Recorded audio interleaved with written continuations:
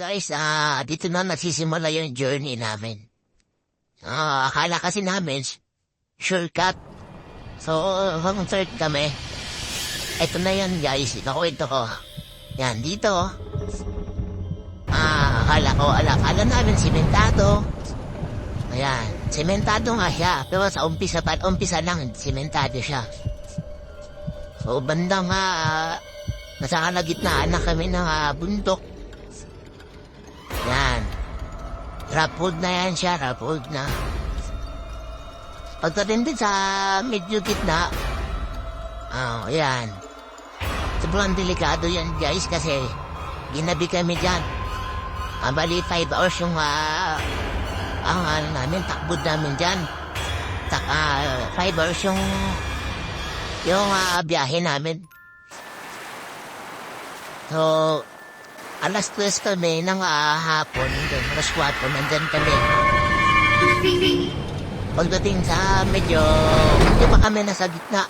Akala namin nasa kalagitnaan ng kanilang bundok, hindi pa. Bali, sa dami sa tagal na tinakbo namin, parang layo lang kami nag-uumpisa. Ayan. Maya-maya niyan,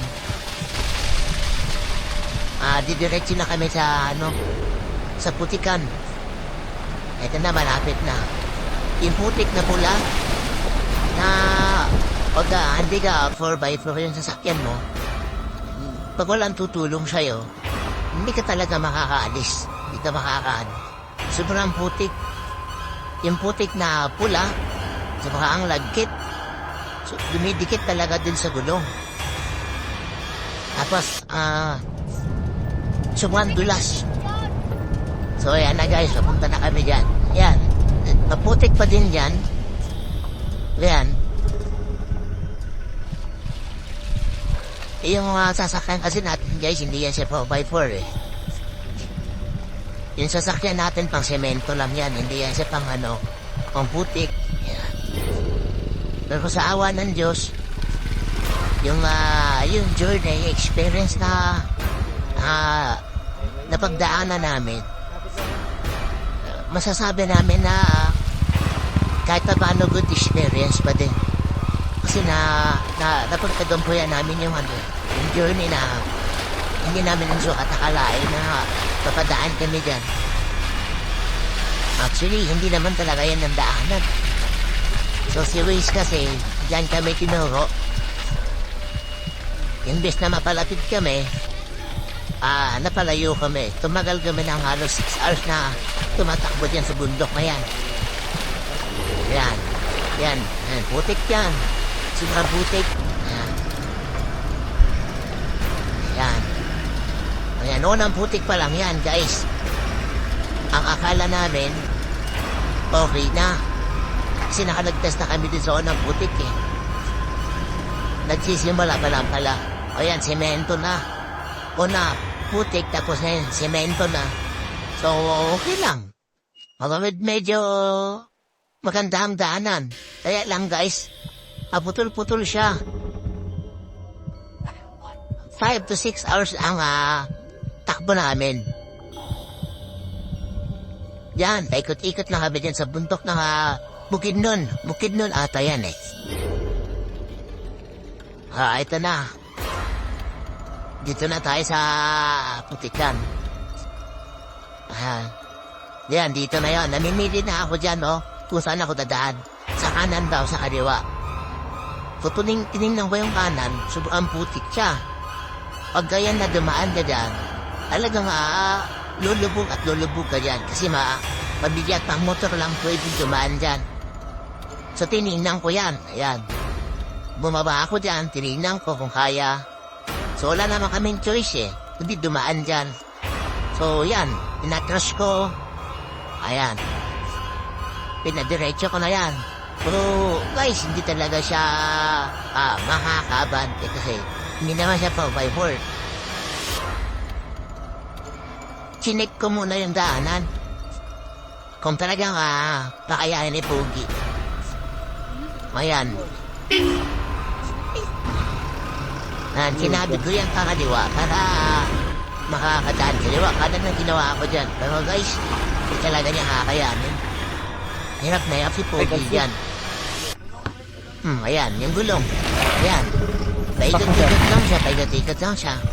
Kasi sobrang dulas nila siya 4x4. Ayan. Ang kagandahan guys, at napapasalamat ako kay Lord, may mga taong dumaan. Alam nyo guys, yung lugar na yan, ginabi na kami ng ito yan si Kuya. Yan. Tatlo sila, magkakasama. Tinulungan kami. Pero guys, kinabahan na talaga ako dyan. Kasi alas 4 na yan. Umabot kami ng 5, 6, 7, 8, 9. 9 p.m. kami paikot-ikot yan sa bundok na yan bago kami nakalabas dun. Papuntang sentro ng Bukidnon. Para makakami. Tulak din natin. Tulak na to, no? Wala na yung ano dito kaya nga ano? Wala na. Last na Yan, siya? yung mga tao na yan. Yan ang tumulong sa amin. Ano po Miki? Yan, Ano po tinulak yun? nila. Yan, nagpaplano pa kami Samaramat kung po dapat yan. gawin dyan. Oh, layo pa no. Ayan. Pero semento dalan. Kumuha na sila ng ano dyan, ng kahoy. Kapag makalos mo Ayan si Kuya. kuya. Yan. Abang na ni kuya. Sinulak nila yan ngayon. Pero hindi pa rin nila matulak-tulak. Kasi nga sobrang putik, ang daming putik, malalim. So pinagtulungan nila yan. Hindi pa rin yan, no? Tulad yan, ayan. Oh. Kahit anong gawin, kita talaga. Kahit inulak pa nila yan. Nilaliman nila yung mga dapat na daliman para makadaan kami. And guys, yan yung journey namin. Masasabi ko talaga na sobrang experience. Oh, maganda experience. Kasi lahat ng mga nalusutan namin. Pero yung kaba, Light lang. nandyan ba rin yung kaba namin? Ayan, na-stuck na kami dyan. Na-stuck na kami. Atras sa mobilo. So, Okay. ayan, na-stuck na kami dyan. So, gumawa sila ng paraan para maiyahon kami dyan. Kumuha na sila ng kahoy, yan madala nila. Yung kahoy, talagang ginamit nila para makaano kami, makalabas kami dyan. 30 minutes, maigit pa. Ayan. Ayun din, yung kahoy na yun, no? Yun ang ginamit nila. So, ang tagal namin dyan.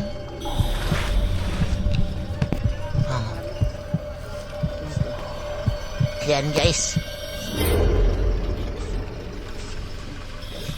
Pero kung 4x4 lang yan, okay na okay. Pero ano lang siya, 4x2, pang ano lang siya talaga, pang semento lang. O yan, na-stuck pa din kami dyan. So, iniisip ko, gagabihin na talaga kami ng sobra.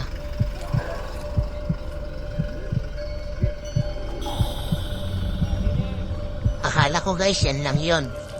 So, hanggang matapos yan, kaba ang inabot namin. Hindi lang ako, lahat ng mga kasama ko. Kasi nga, bukod sa wala na ilaw dyan, wala din siyang signal, walang katao-tao dyan sa unahan, kundi kami lang talaga ang tumatakbo dyan ng gabi na hindi namin alam kung saan ang tungo namin. Hindi po yung last na Kasi nga, no?